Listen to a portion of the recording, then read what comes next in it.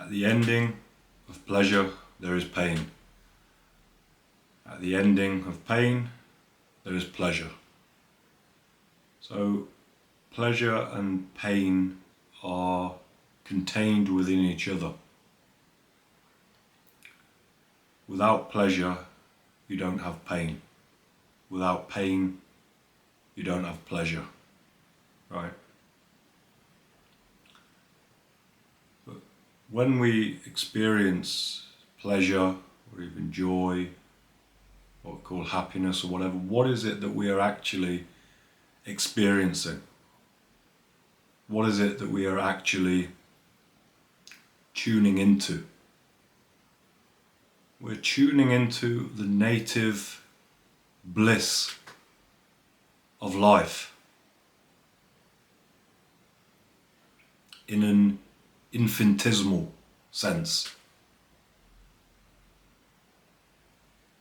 If we're totally identified, occupied with our individual appearance of being an individual self, our self-presumption, then it'll be impossible for us to experience bliss all the time, for us to live in bliss, for us to walk in bliss. Because we'll constantly be sucked out of it, into pain. Okay? Because what we call the individual self is something that constantly experiences friction with the world around it. So, being exiled from our natural bliss, we have these little games of pleasure and pain set up, kind of like little contracts. For instance, some people have this in the working week. They go to work Monday to Friday, they say they don't like their work, they say their work is stressful. They get up on Monday, oh, I've got to go to work again. Already Sunday night, they're thinking, oh, another week is coming. So that's the tension, that's the pain. And the pleasure comes at the weekend with the release, it's done for 2 days. And then people can accompany it, people could amplify that pleasure in various ways. People may go out and get drunk or whatever on Friday, Saturday, whatever floats people's boats, right? Whatever is there to amplify that feeling of pleasure. So within these structures, this is how most people have pleasure and pain set up as a kind of flow between tension and release. The problem is that the problem with this kind of contract is that it keeps us constantly going from one to the other, one to the other, one to the other. And within that structure, there's no actual way out.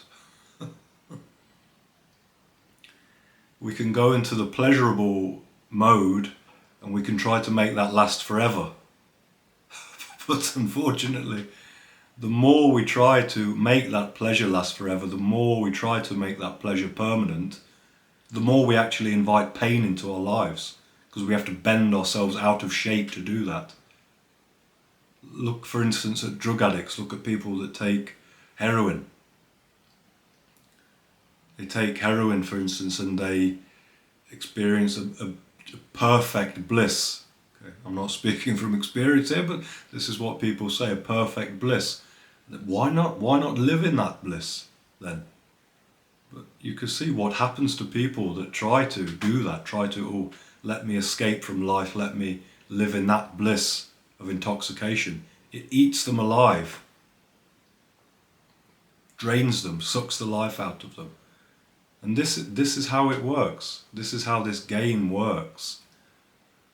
So ultimately the only way out of this game is to discover the source of pleasure, which is our natural, innate bliss.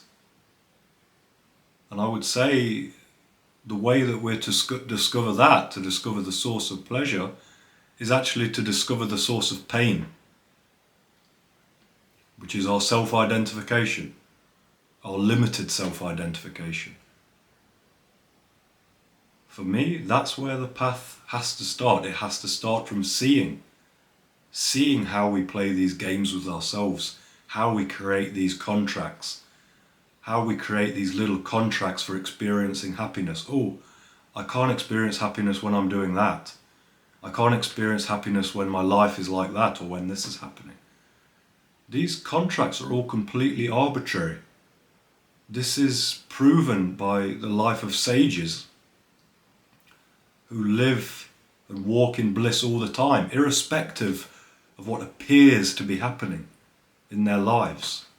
So, what's the upshot of all of this? What can we do with all of this information? We can begin to see how we play these games of tension and release, pleasure and pain, right? Where are we voluntarily kind of endorsing the story of pain, of displeasure, in order just to get that release of pleasure? Unfortunately, if we discover our essence, if we discover our reality, our true self, these games of pleasure and pain, tension and release will come to an end. So if we really want to do that, if we feel exhausted of that game, we have to begin by seeing, analysing ourselves. What is the source of our pain? What is our problem? What is causing me to be tense? What is causing me to think that I need some specific kind of release? What do I need to be released from? What is it that we think we need to be released from exactly? That's what we need to see, and then we need to find within ourselves organic methods for liberating ourselves from these little knots that we've created within our lives. We have to see, oh, that's why I'm suffering. It's because I've got a sense of expectation for this situation or this person. I want things to be a certain way, and if they're not that way, I feel miserable, I feel sad. So all our suffering, all our misery, we have created all of this for ourselves. We have presumed ourselves to be something that we are not, and then we have reified ourselves into that position through thinking. To come out of it, we have to relax out of it. And this relaxation can only begin when we're able to just look at ourselves, look what we are doing, look at how we are tangling ourselves up.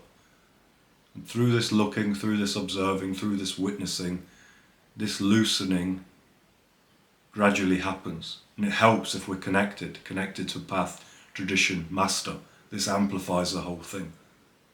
And bit by bit through doing this, the more we clear ourselves out, the more we refine ourselves, we start getting the taste of that pleasure that's completely unconditional, that's just native to our being as it is, our natural state. And as we begin to go into that, it's almost like the heroin addict.